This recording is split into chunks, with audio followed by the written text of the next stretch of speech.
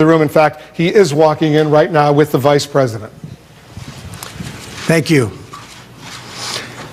When I came into office, I promised to look at the world's challenges with open eyes and very fresh thinking.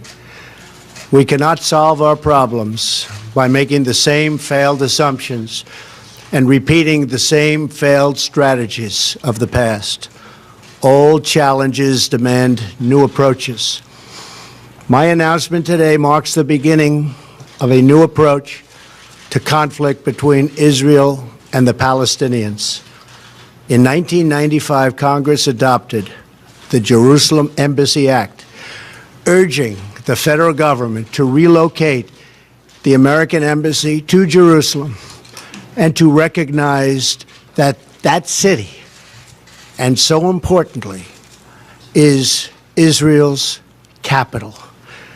This act passed Congress by an overwhelming bipartisan majority and was reaffirmed by a unanimous vote of the Senate only 6 months ago. Yet for over 20 years, every previous American president has exercised the law's waiver, refusing to move the U.S. Embassy to Jerusalem or to recognize Jerusalem as Israel's capital city. Presidents issued these waivers under the belief that delaying the recognition of Jerusalem would advance the cause of peace. Some say they lacked courage, but they made their best judgments based on facts as they understood them at the time. Nevertheless, the record is in. After more than 2 decades of waivers, we are no closer to a lasting peace agreement between Israel and the Palestinians. It would be folly to assume that repeating the exact same formula would now produce a different or better result. Therefore, I have determined that it is time to officially recognize Jerusalem as the capital of Israel. While previous presidents have made this a major campaign promise, they failed to deliver. Today, I am delivering.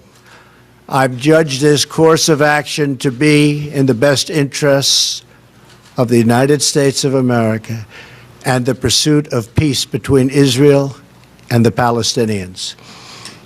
This is a long overdue step to advance the peace process and to work towards a lasting agreement. Israel is a sovereign nation with the right, like every other sovereign nation, to determine its own capital. Acknowledging this is a fact is a necessary condition for achieving peace. It was 70 years ago that the United States, under President Truman, recognized the State of Israel. Ever since then, Israel has made its capital in the city of Jerusalem, the capital the Jewish people established in ancient times. Today, Jerusalem is the seat of the modern Israeli government. It is the home of the Israeli parliament, the Knesset, as well as the Israeli Supreme Court.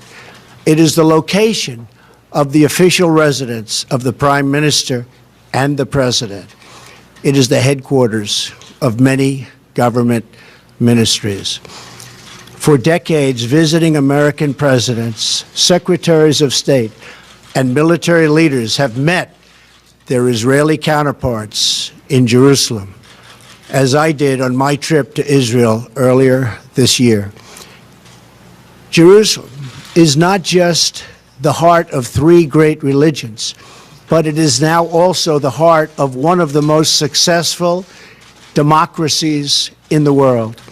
Over the past 7 decades, the Israeli people have built a country where Jews, Muslims, and Christians, and people of all faiths are free to live and worship according to their conscience and according to their beliefs.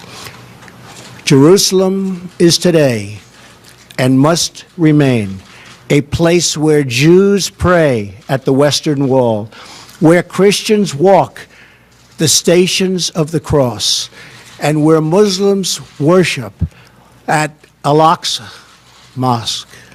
However, through all of these years, presidents representing the United States have declined to officially recognize Jerusalem as Israel's capital.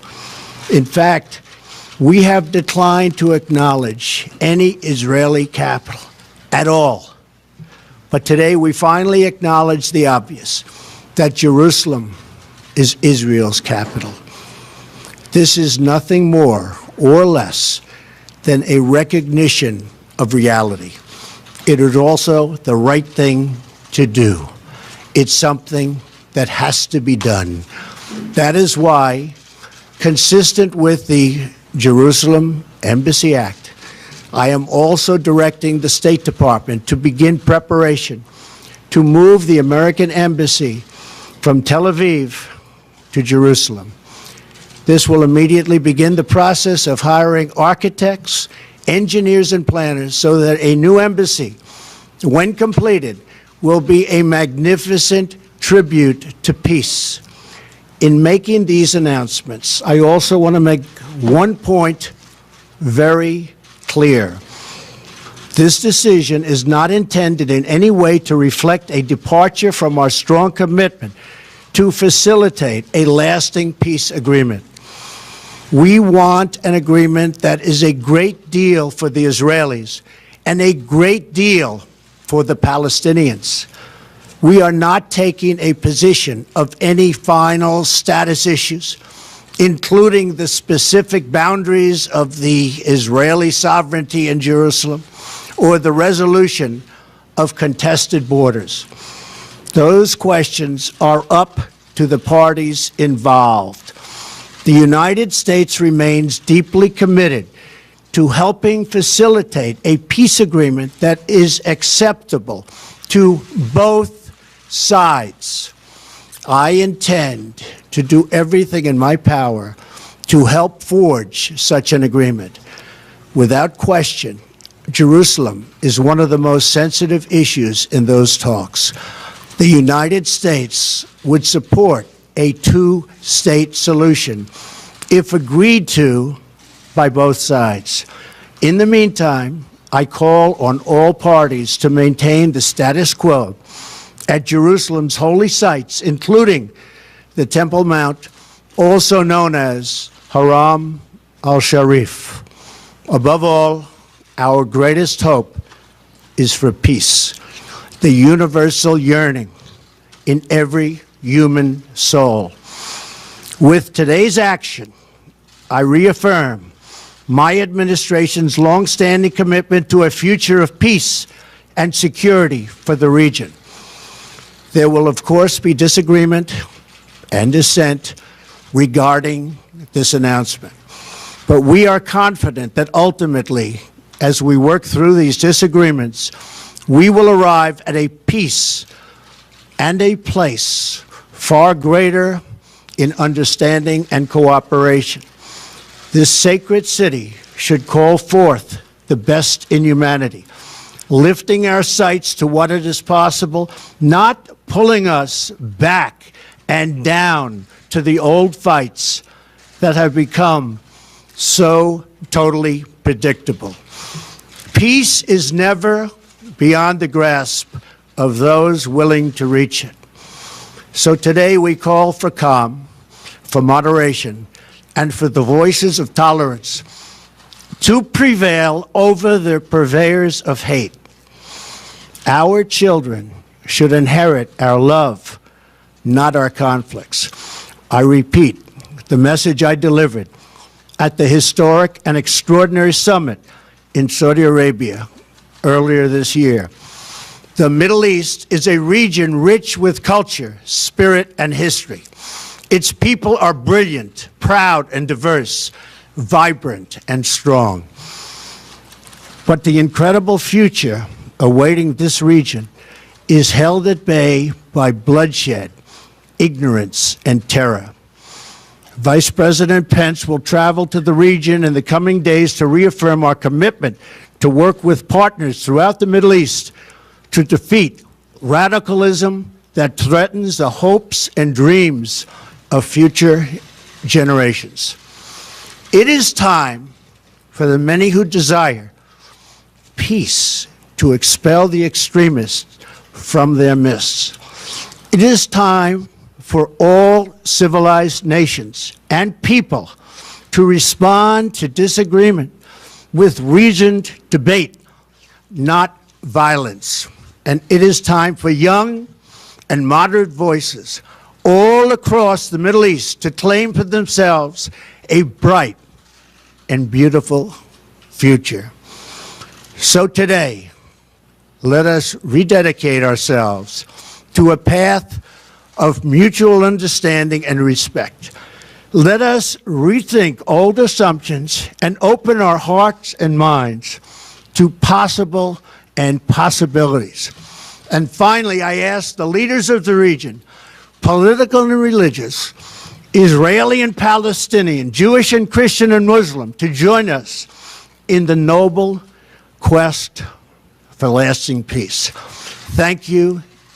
God bless you. God bless Israel. God bless the Palestinians. And God bless the United States. Thank you very much. Thank you. All right, so the President of the United States delivering an historic speech. He is now about to sign this document reaffirming what he just said, namely that the United States recognizes Jerusalem as the capital of Israel and that the United States will move its embassy from Tel Aviv to Jerusalem as well. This is a historic moment, first time since Israel was established in 1948 that the U.S. recognizes Jerusalem as its capital. First time that the United States will have an embassy in Jerusalem. It currently has a consulate in West Jerusalem, no embassy. In fact, the U.S., once this promise by the president is delivered, will be the only country in the world with an actual embassy in Jerusalem. Let's listen to see if he answers any shouted questions. Well, no shouted questions. The president and the vice president